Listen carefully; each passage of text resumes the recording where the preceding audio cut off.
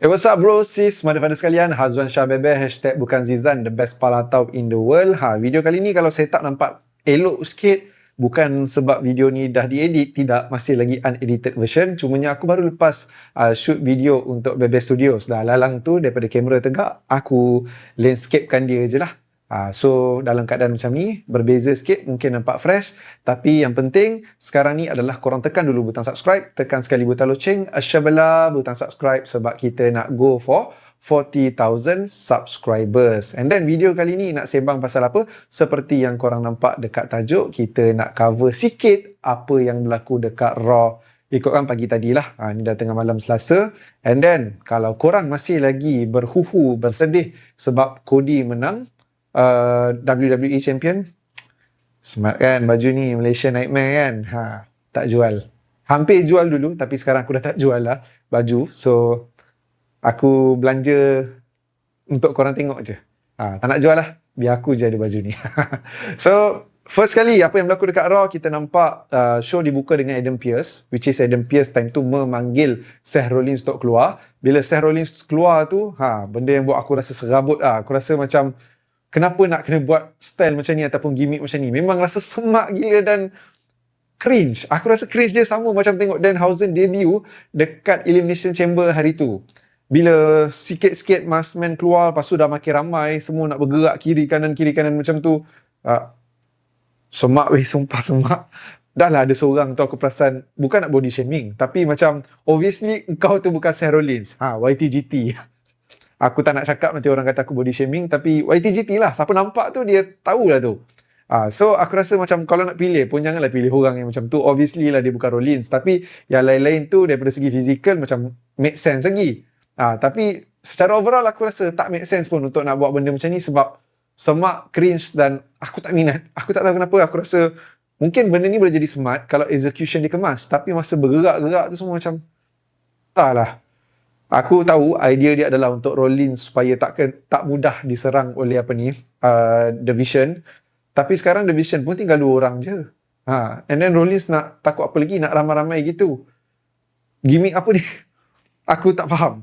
Good to see Rollins, tapi in this kind of way, awal-awal hari tu masa bertopeng serang-serang tu semua okey lagi, tapi makin banyak bertopeng ini aku dah jadi jam kepala otak tengok. So aku tak berkenan tengok benda yang aku nampak dekat Raw hari ni lah, yang melibatkan Seth Rollins. Lepas tu kita ada Women Intercontinental Champion No. 1 Contendership punya match dibuat dalam gauntlet match. Tak ada ladder match yang macam aku harapkan dekat video lepas. Aku ada cerita kat korang, kalau korang tak tengok lagi, make sure tengok juga video yang lepas tu, habis video ni. Patutnya aku nak ladder match lah kan, sebab macam ramai yang nak title AJ Lee pegang ni. Kita tahu Becky mungkin minta rematch Bayley, tapi Bayley bila dia jadi number 1 contender ni pun nampak macam benda ni tak berlangsung kat WrestleMania. Diorang declare ke benda ni akan berlangsung kat WrestleMania? Ini mungkin satu benda yang aku terlepas pandang lah. Kalau korang tahu, mungkin korang boleh share dekat ruangan komen. Bayley menang, which is aku terkejut sebab yelah sebelum ni kalau korang follow Instagram aku pasal wrestling, berita WWE 2.0, aku ada kata Bayley ni better belah je lah kot pergi AEW. Dah macam apa dah cara dia digunakan dekat WWE sekarang ni, walhal dia Bayley kot. So hari ni aku terpaksa tarik balik lah sebab dia dah jadi number 1 contender untuk Women Intercontinental Champion. Tapi still, even Bayley, tak kisahlah dekat WrestleMania ke bukan dekat WrestleMania ke, Bayley menang is good.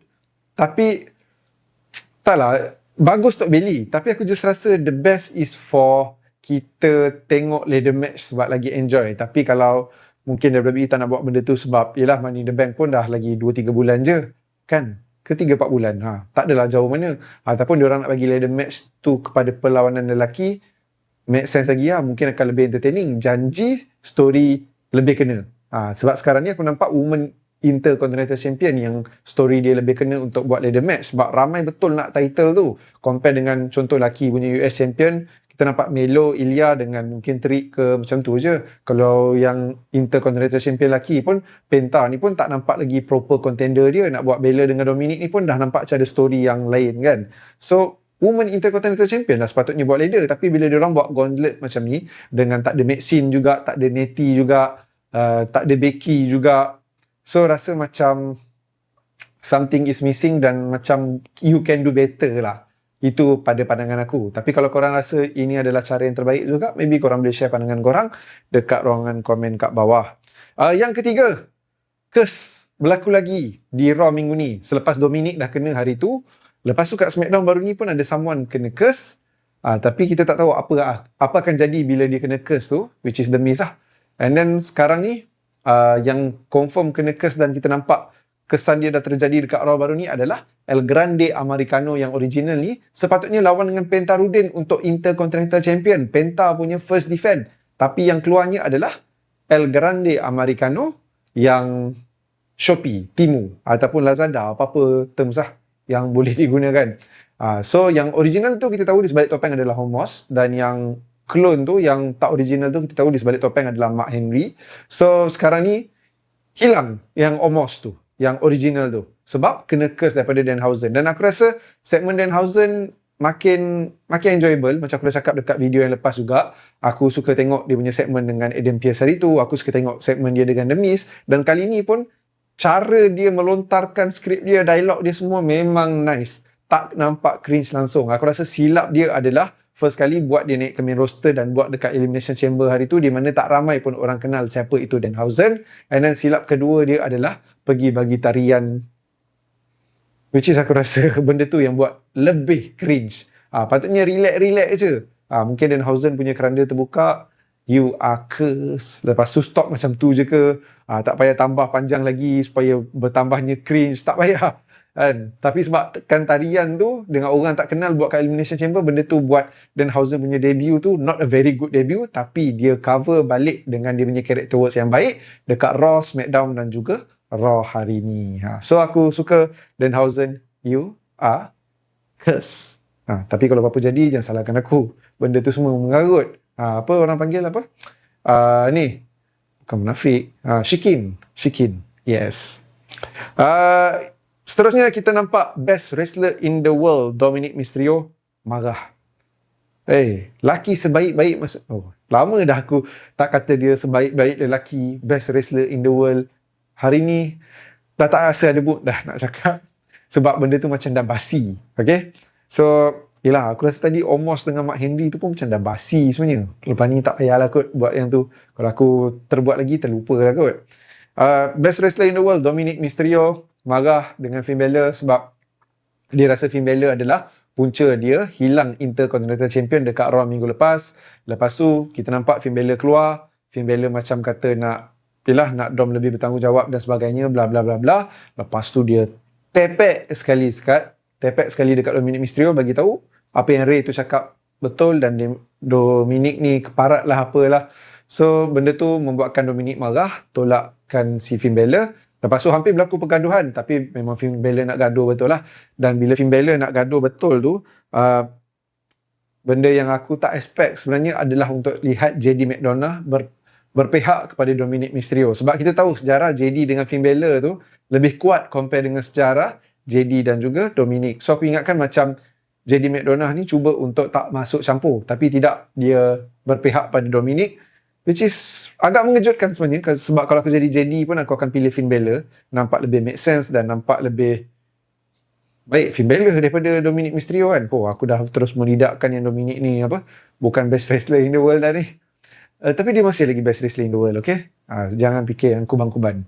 So kat sini kita nampak lah Finn Balor keluar lepas dah kena bantai dengan JD, Dominic, Liv dan juga Raquel pun turut sama membantai si Finn Balor. So officially Finn Balor is no longer with Judgment Day. Daripada segi, aku just nak komen daripada segi story lah, nampak macam sedikit awkward bila JD McDonough berpihak pada tim Judgment Day, Dominic dan yang lain-lain. Macam aku cakap tadi, patutnya boleh. Bagi aku yes, Finn Balor tu tak perlu dengan JD bila keluar Judgment Day. Finn Balor tu kena sorang sebab kita nak tengok Finn Balor jadi face pula lepas ni. Yes, that is the right thing to do. Tapi bila dah nampak that right thing happen, dia rasa macam pelik. Itu je lah kot. Sebab mungkin, yelah, kita tahu di sebalik kayfabe tu, JD dengan Finn Balor punya relationship lebih strong compare dengan JD dengan yang lain. So pada pandangan aku, mungkin yang tu ambil masa kita sikit lah untuk kita mula biasakan lepas ni. So apa pandangan korang? Kita dah tahu JD dengan Finn Balor dengan Dominic akan berlawan dekat WrestleMania.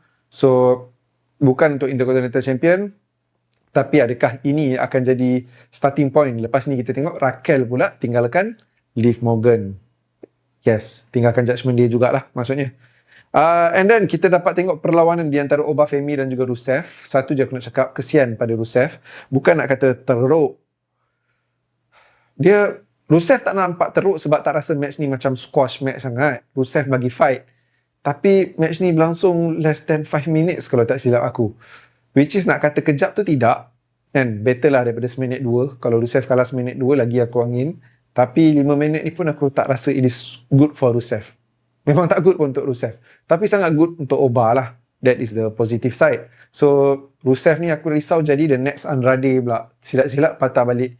Andrade pergi AEW. Silap-silap Rusev pula minta release, pergi ke tempat lain. Ataupun WWE release dia. Which is, kita ingatkan bila Rusev buat comeback ni, ada something big untuk dia lah. Tapi macam tak nampak pun, dah rasa macam dia jadi jobber. Tolong bantukan talent yang lain. Jangan lepas ni kita tengok si Rusev kalah pula dengan si Javon Evans. Ke dah pernah tengok dah benda tu? Aku pun dah lupa dah. So, apa pun, hashtag kesian Rusev. Dan yang last kali, kita tengok segmen CM Punk yang tak ada Roman di Road to WrestleMania. Weh, Road to WrestleMania. Dengar cerita tiket WrestleMania tak laris pun dijual. Tapi kau tak nak pakai Roman masa ni untuk tolong boostkan jualan tiket. Untuk tambah lagi hit pada perlawanan CM Punk dengan Roman punya build up ni. Aku rasa inilah the crucial time sebenarnya untuk kau tekan sikit Roman, lagi-lagi Road to WrestleMania. And then lagi-lagi kau nak jual tiket. Tapi Roman tak ada lah. Macam biasa dekat Raw minggu ni. Hantar Usos dah rasa macam Bloodline all over again. Tapi satu je lah aku tak faham bila aku tengok main event ni. Kenapa Jey Uso tak relax? Sangat-sangatlah tak relax aku suka CM Punk dengan Jimmy punya character works masa segmen ni. Tapi Jey Uso buat aku rasa meluat. Sebelum ni dia bukan main cool lagi. Sebelum ni dia dah macam, yes dia pernah hot hate. Kita tahu dia pernah hot hate. Tapi kita dah nampak dah reason kenapa dia dah tak perlu hot hate lagi dah bila benda tu melibatkan Roman. Sebab dia dah berjaya proof dia tak perlukan Roman pun dia boleh jadi World Heavyweight Champion. Kenapa dia tiba-tiba jadi balik macam Jey Uso yang macam dulu masih lagi di bawah ketiak Roman tu. Yang masih lagi tak ada rasa nak memberontak dengan Roman masa tu. Kenapa? Kenapa tak relax macam tu? Benda tu buat aku rasa annoyed gila dengan Jey Uso dekat Raw minggu ni. Dan bila Punk dah kau bagi dekat CD Usos tu kenapa dia rasa sorry ialah sebab Roman tak respect dan sebagainya tu, dia kasar sikit lah bagi mic tu dekat Jey Uso dan Jey Uso tolak Punk. Lepas tu bila Punk nak serang balik kena tumbuk daripada Jimmy, and then dua-dua tu belah. Aku rasa macam kau dah bagi kau dah dalam segmen promo tu. At the ending dia daripada dah macam ni, parah macam tu. So aku rasa macam tak apa, bagi aku tak efek sangat. Dia sebenarnya yang penting ada Roman je. Macam mana pun dia buat, tapi itulah. Aku rasa Road to WrestleMania ni memanglah ada banyak minggu lagi, tapi crucial lah kalau kau as a businessman untuk kau gunakan kau punya face of main event WrestleMania Night 2 untuk tolong kau lagi dalam jualan tiket. So munculkan dekat Raw lah, kerap munculkan dekat Raw. Tapi itulah, aku bukannya faham sangat hal-hal kontrak yang ada dekat WWE ni kan. Macam kita tahu Roman ada selected date sahaja. Tapi mungkin disebabkan selected dates tu dia tak boleh nak muncul lebih. So what to do? Tapi itulah, aku rasa crucial untuk adanya Roman dekat Raw minggu ni. Dan Jey Uso lah, why tak relax tu? So itu je lah sedikit recap untuk Raw minggu ni. Thank you tengok video ni sampai habis. Jumpa korang dekat next video pula. Jemput layan semua video yang korang nampak dekat skrin korang sekarang ni. Terima kasih. Datang lagi. Mother Father. Sorry lah rasa macam rushing sebab dah lambat nak pergi kerja sebenarnya.